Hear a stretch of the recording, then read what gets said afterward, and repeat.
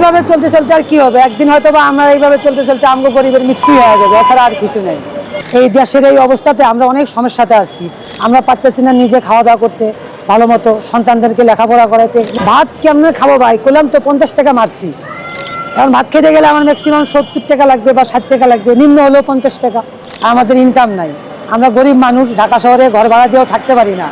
আমি কি বলতেছিলাম যে এই যেমন আজকে ঢাকা শহর ছুটি, 3 দিন ছুটি পাওয়া, তো অনেক মানুষ দেশে চলে গেছে, আর অনেক মানুষ আবার এই অন্য জায়গায় চলে গেছে, অনেক অনেক জায়গায় চলে গেছে। যাওয়াতে ঢাকা শহরে কোনো লোকজন নাই, আমাদের ইনকাম নাই, আমরা গরিব মানুষ, ঢাকা শহরে ঘর ভাড়া দিয়েও থাকতে পারি না।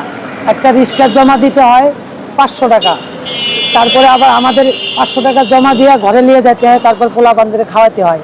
আমি ভাই ম্যাক্সিমাম আমি বের হয়েছি 1টার পর পর, মানে জোরের নামাজ পড়ে বের হয়েছি আর কি। বের হওয়ার পরে শুধু 50 টাকা মাইরা আমি 30 টাকার ফুচকা খায় আমি এখানে আসলাম। ঠিক আছে, দেখি আর কোনো ক্যাব পাওয়া যায় কিনা। তাহলে কোন আমি এই রিক্সার জমাটা কিভাবে দেবো, আমার সংসারটা কিভাবে চালাবো?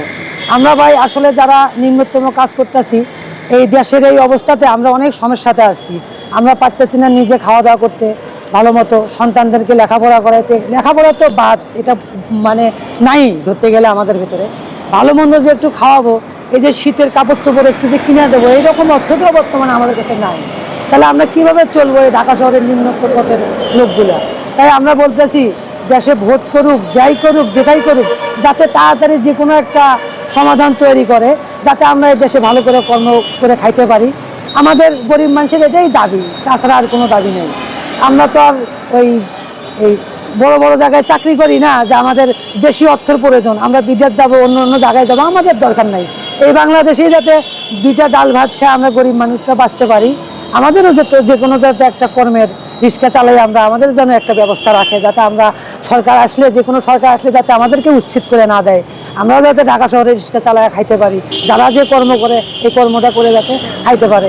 এটাই দেশের যে সরকারি আসুক তার কাছে আমাদের অনুরোধ। বিশ্ববিখ্যাত একজন ব্যক্তি, সে সে দেশের মধ্যে অনেক নাম করা একজন, শান্তি নোবেল বিজয় পাওয়া একজন লোক, সে অনেক ভালো লোক আমরা জানি।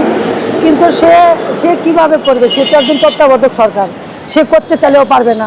কেন পারবে না? বিভিন্ন দলের রাজনীতি দলগুলো তারা করতে দিবে না। কেন দিবে না? কারণ তাদেরও তো দরকার আছে যে এই দেশ চালানোর। তো এই কারণে হয়তো বা দিবে না, সেই কারণে থাকবে না। সে তো ভালো মানুষ, সে ভালো মানুষ, রাজনীতিতে আসা এইভাবে মনে করে যে মানুষের লাঞ্ছিত হবে কেন? সে আসছে আমাদের ভালো করার জন্য। আর দেখেন না, আজকে মনে করেন যে বন্ধ আছে, কোনো শাহবাগের বা প্রেস ক্লাবের কোনো ইয়া নাই, কি নাই? এই যে যারা প্রতিদিন ইয়া করে, দাবি করে, আজকে নাই, আজকে যে বন্ধ, আজকে আসবে না। আসবে কবে জানেন? যেদিন মনে করেন যে অফিস আদালত খোলা থাকবে, ওই দিন আসে কবে আমাদের দাবি চাই, দাবি চাই, কয়া সাধারণ রাস্তাঘাট জাম করে আমাদের গরিব মানুষের কষ্ট করবে। তাই আমরা চাই না, এই সব কিছু চাই না, আমরা চাই শান্তি। এ দেশের সকল মানুষের শান্তি চাই। ভাত কেমনে খাবো ভাই, করলাম তো 50 টাকা মারছি। এখন ভাত খেতে গেলে আমার ম্যাক্সিমাম 70 টাকা লাগবে বা 60 টাকা লাগবে, নিম্ন হলেও 50 টাকা। এই টাকাটা কামাবো, তারপরে খাবো। এই জন্য খিদে লাগছে, চিন্তা করলাম যে 30 টাকার ফুচকা খায়, অন্তত দেখি আল্লাহ কিছু মিলাই দেয় আর কি। রিজিকের মালিক তো আল্লাহ, আল্লাহ অবশ্যই দিবে। এখন কীভাবে পারবো? এখন কষ্ট করে ঋণে পড়ে থাকতে হবে। হয়তো বা আজকে যদি জমা দিতে না পারি, হয়তো বা এই জমাটা মালিকে রেখে রাখবে, হয়তো আরেকদিন একদিন দিতেই হবো, আজকে না দিলে কালকে বা পরশু। ঠিক আছে, কিন্তু তারা কখনো ছাড়ে না, এই টাকাটা দিতেই হয়। খাতায় লেখে রাখে বা 100 করে বা 50 করে, এইভাবে তাদেরকে দিয়ে শোধ করতে হয়। গ্রামে যা কি করবো ভাই, আমি ছোটোবেলার থেকেই প্রায় ঢাকায় থাকি। আমার 12-13 বছর বয়স থেকে আমি গ্রামে কি করব? গ্রামে গেলে কোনো কাজ সহজে করতে পারি না। তো ঢাকায় আগে একটু ব্যবসা বাণিজ্য করছিলাম, ওগুলো আর পারতেছি না। এখন এই কারণে না পরে টুকটাক চলতেছি। এইভাবে চলতে চলতে আর কি হবে, একদিন হয়তো বা আমরা এইভাবে চলতে চলতে আমগো গরিবের মৃত্যুই হয়ে যাবে, এছাড়া আর কিছু নেই। আমাদের এটা ছাড়া আর কোনো ইস্যু নেই। এই কারণেই তো আমরা মনে করেন যে এই অবস্থা, যে দেখেন মানুষ যে জায়গায় খাইতে পারে না, এই জায়গায় কোটি কোটি টাকা অন্য অন্য খাতে মানে খরচ করতেছে, কিন্তু তারা দেখে না যে অসহায়গুলোকে আমরা 2000-5000 করে দিয়ে এই মুহূর্তের ভিতরে চালাই রাখি, কিন্তু তা করবে না।